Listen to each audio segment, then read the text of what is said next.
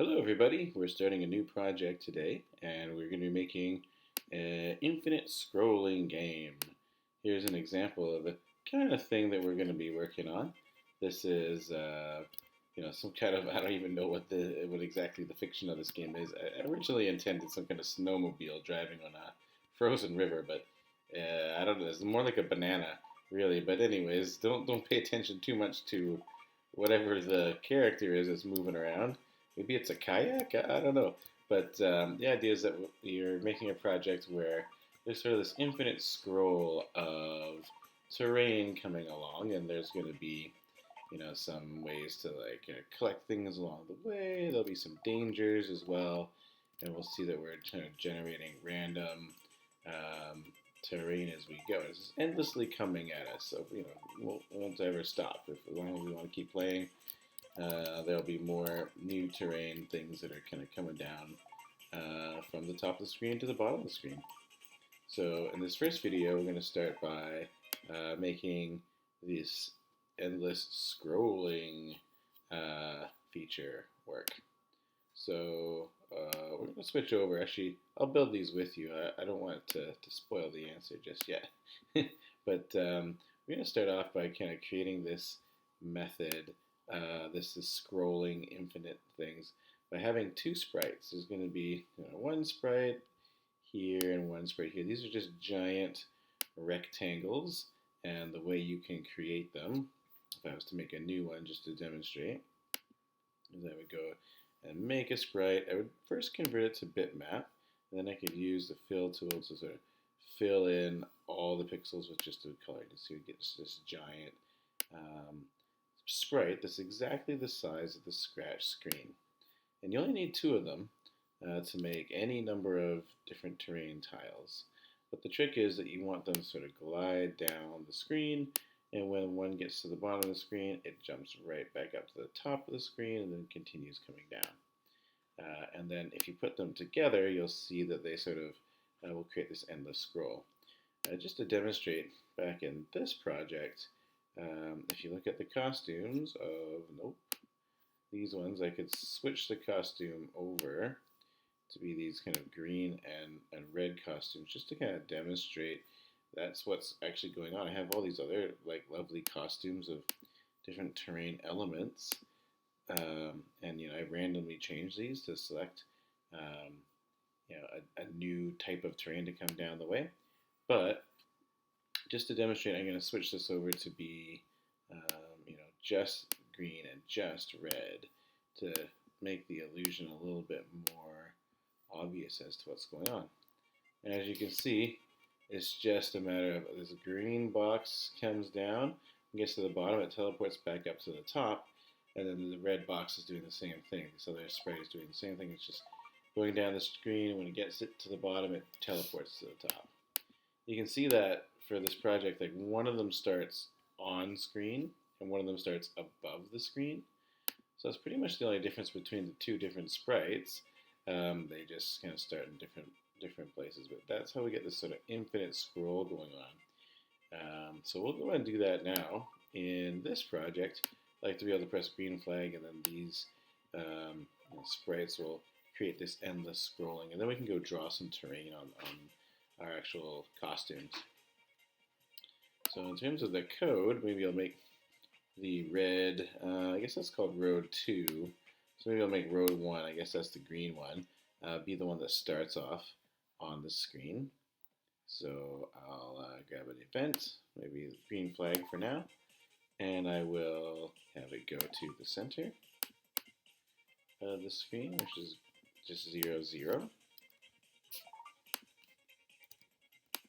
So if I green flag that, I should get the green one just all perfectly fitted into the screen. And then I'll do a similar thing for the red one, but this time I want the red one to be above. I want to be up higher. So I'm going to also use a go-to block. So you might wonder, well, what are the coordinates supposed to be if I want to stick it up there? X is going to be 0. How do I get it to be completely off screen? If I go up, you can sort of see its coordinates here. This is 337. And keep going up a little bit higher. A 344, 345. Yeah, oh, it doesn't seem to be able to go up any higher than 345. That's sort of the highest point it can get to. And that sort of, it almost makes sense. The whole scratch height is 360 for the scratch screen. So if I wanted to position this red sprite all the way up, I'd like to put it at 360 is the actual number I'd like to use. So if I type in 360 in there, you'll notice that I just don't actually get to 360. If I press green flag, I just get to 345.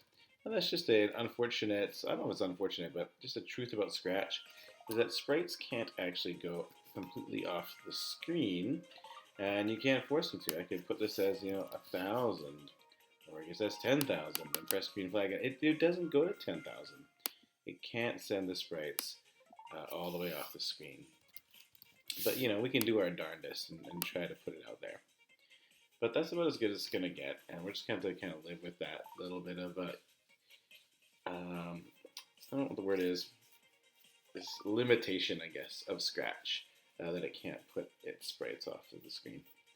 So with that limitation in mind, then we can go and build in our next part of the code where we're going to make things slide down the screen.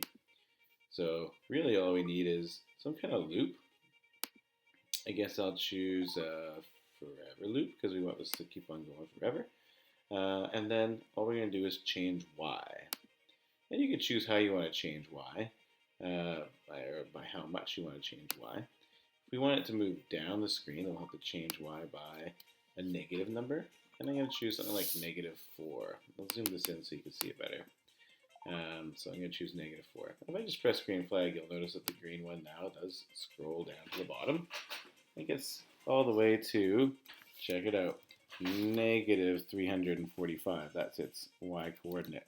Again, it couldn't get to any lower because that's the limitation of this sprites in Scratch. It just can't get any further off screen.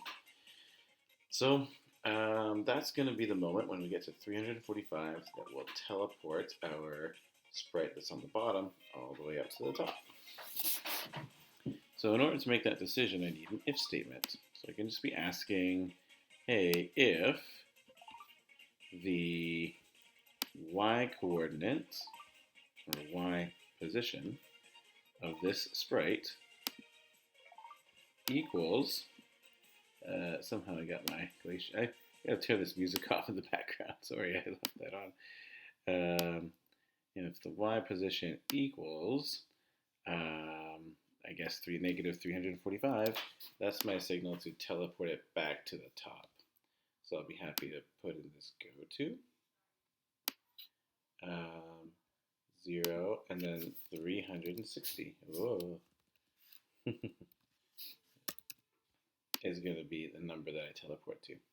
So you can see that the green one is working pretty well. It gets all the way to the bottom and then teleports to the top and then scrolls down again. I'll put in the same kind of code in here for the red one as well. I'll just duplicate it and move it over here. Don't need it there. And plug it in. And the only difference really between the two maps, map tiles, is that one starts at the top, the other one starts centered on the screen, but otherwise the code is basically identical for both of them. So if I press green flag, you'll see that I get the two scrolling down the screen, and then they're just offset by exactly 360, limitation notwithstanding, and that allows them to kind of scroll down the screen together. So that's working out nicely. Now you just got to really draw some nice terrains on here. In the Glacier Race project that I was working on, which was inspired by a great Scratch book, by the way. I forget what it's called, I have to look it up, but my kids have been really enjoying it. And we got ourselves basically like some costumes that I can change to choose sort of different kinds of terrain. And the important thing to note for this project is that you have to choose sort of a color to be your wall of the race course. So whether this is going to be a river, and you can have snowy banks on the other side.